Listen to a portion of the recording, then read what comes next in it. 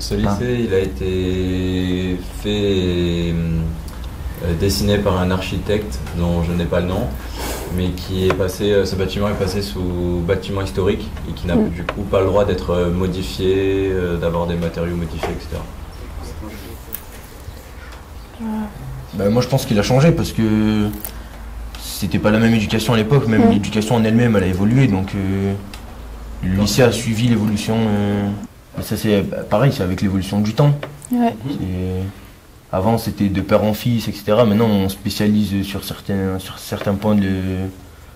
Et le lycée s'est tourné sur la biologie et l'écologie.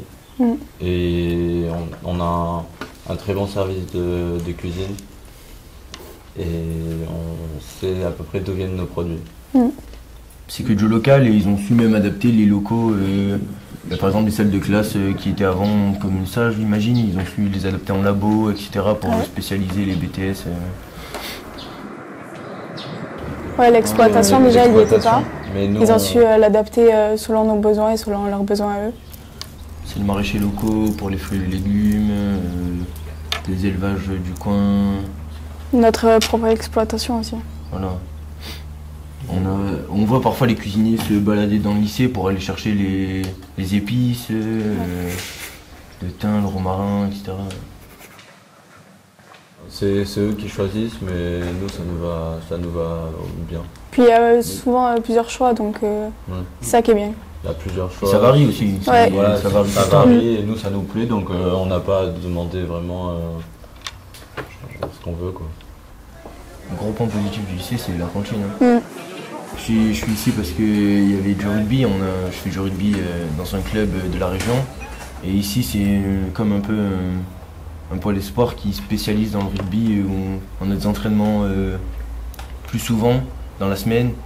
Et donc, c'est pour ça que j'ai choisi de venir à l'internat et d'habiter ici.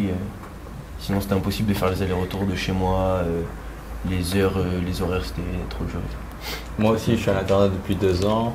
J'habite à 1h et quelques d'ici, donc j'ai choisi l'internat pour ne pas avoir à faire les trajets. Et pareil que lui, je suis en rugby à l'académie et on pratique du sport pratiquement tous les jours. Mais on mène une bonne entente et on s'amuse bien. Ça rapproche beaucoup plus les personnes du coup. On vient ensemble toute l'année, on est plus ici au lycée que chez nous finalement. Et nous on vient aussi de la campagne, donc on a appris aussi à vivre en ville, à contrario. Et voilà. C'est surtout que le lycée, sa localisation, il est isolé du centre-ville d'Avignon. Donc on apprend à prendre le transport en commun, on apprend à... du coup, il y a plus de distance à parcourir. À la campagne, tu as la voiture à côté, là, tu prends les 250 élèves et je crois 150 ou 200 BTS, donc ça fait un cercle restreint. La moitié sont en internat, donc on les croise tous les matins, tous les jours, tous les soirs. Du coup, c'est très familial par rapport à d'autres lycées où ils vont être presque 1000, où plein de gens se connaissent même pas, il y en a ils connaissent à peine les professeurs, etc. Nous, c'est très familial, tout le monde se connaît, tout le monde se dit bonjour. Les professeurs et la direction, la vie scolaire ici, ils sont beaucoup à l'écoute des élèves, ils nous proposent des projets, des choses comme ça. Par exemple, là, on est avec vous en ce moment. Et on participe beaucoup aux avis du lycée et à ce qu'on peut offrir au lycée aussi. Par exemple, la semaine dernière, il y avait des inspecteurs qui étaient là pour les points à améliorer, ou qu'est-ce qui était bien, qu'est-ce qui était moins bien, qu'est-ce qu'on voulait ajouter. On apprend à vivre avec les autres élèves et je pense que grâce à l'internat, du coup, on apprend aussi à vivre en commun parce qu'ils sont souvent ensemble. En fait, dans ce lycée, il y a un projet Sentinelle. Explique. Sentinelle, c'est pour aider les autres élèves à se sentir mieux quand ils ont des problèmes, soit chez eux, soit avec d'autres élèves. Et ce projet, on l'a mis en place donc, avec les garçons, avec Madame Garcia qui est notre CPE, avec Mathias aussi, et aussi avec des professeurs. Donc moi, je participe comme ça à la vie commune du lycée, en étant dans ce projet-là. Ça arrive qu'on fasse des petites expériences sur du coup l'exploitation, qu'on fasse des choses comme ça, mais ça ne nous prépare pas vraiment au travail futur. Le problème, c'est qu'ils ne nous apprennent pas à faire un CV, à comment demander à des entreprises, juste peut-être la cohésion de groupe, le travail forcément, l'autonomie. Et l'avantage aussi, c'est que du coup, avec notre bac staff, c'est qu'on a un stage à faire de 5 semaines dans une exploitation. Et ça, du coup, ça nous intègre sur le monde du travail. Je pense que les professeurs, ils sont assez bienveillants sur notre futur. Ils nous demandent, on fait souvent des vies de classe pour mettre à jour nos idées, nos pensées, et ce qu'on aimerait faire plus tard.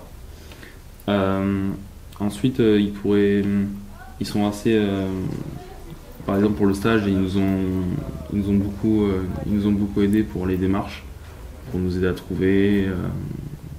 Même pour certains, si c'était pas trop loin du lycée, ils sont allés au stage. Nous rendre visite. Voilà, pour voir si ça se passait bien. En fait, ils sont très investis dans ce qu'ils font au lycée, avec les élèves.